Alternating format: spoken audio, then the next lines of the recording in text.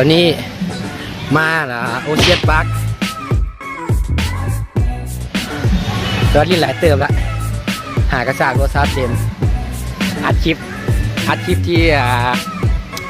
ลิ้นภาคโกดเนาะวันนี้เดี๋ยวเบิ้งเด้อเบิ้งจากความสูงเราจะขึ้นไปลิ้นตัวนี้เด้อขึ้นลิ้นตัวนี้มีปลายีกับปลานูนอกขึ้นไปท่าละแดนบายท่าละเดี๋ยวท่าวันหนึ่งฮอนละแม่งสุดยอดปลายีกับปลานูนอกมาท่าแล้วคุณซื้อไปไหน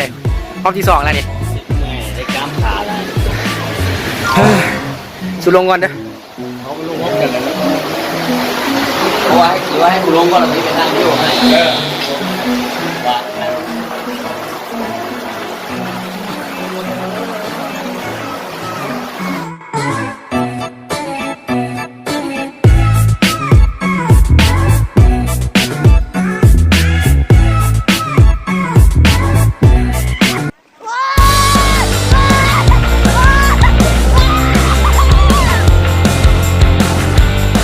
ตอนนี้เฮียแต่ง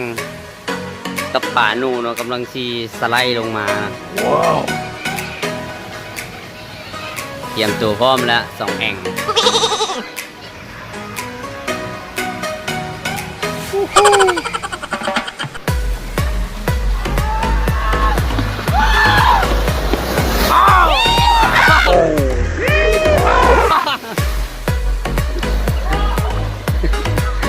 สัตว์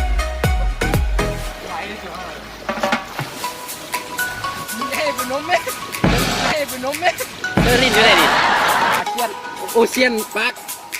ไปเอาตัวตามมาเลยเมาดีโอเชียนพัทยาเทียมเนาะนี่เรามา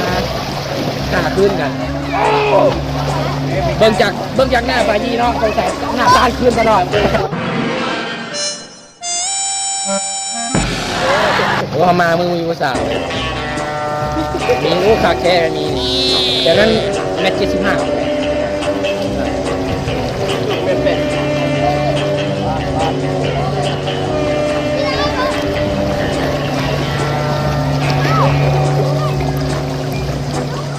เป็นน้ำดิ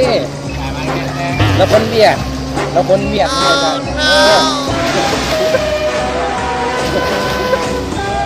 เนี่ยเขาถ่ายซีนามิอยู่ลาวมีคลื่นซีนามินะถูกไปดูใกล้ๆกันถูกไปดูใกล้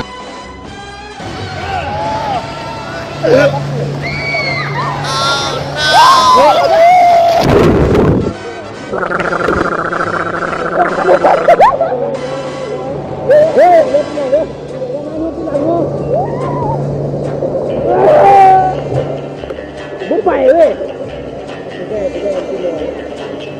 เอาคุณคิดว่าคุณจะพูดอะไรคุณคิดว่าคุณจะพูดอะไร